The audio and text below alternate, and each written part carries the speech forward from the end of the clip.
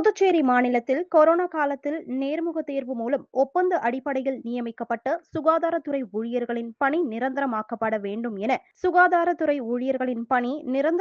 வேண்டும் என தேசிய மக்கள் முன்னணி பல்வேறு போராட்டங்களை முன்னெடுத்து வருகிறது.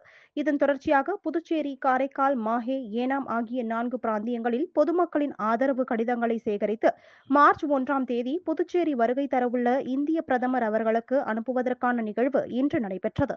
முதற்கட்டமாக 3000 கடிதங்கள் அனுப்பப்பட்டு மேலும் 7000 கடிதங்கள் கையெழுத்துக்காக பொதுமக்களிடம் பெற்று வருகின்றது.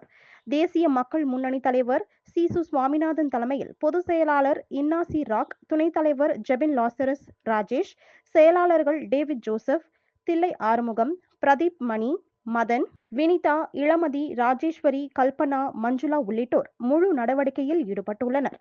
மேலும் இதற்கு முன்பாக மதிப்பிற்குரிய சுகாதாரத்துறை இயக்குநர் அலுவலகத்துடன் பேச்சுவார்த்தை நடத்தப்பட்டு மனிதாபிமான அடிப்படையில் ஊழியர்களுக்கு நிரந்தர பணி வழங்க கோரிக்கை வைக்கப்பட்டது.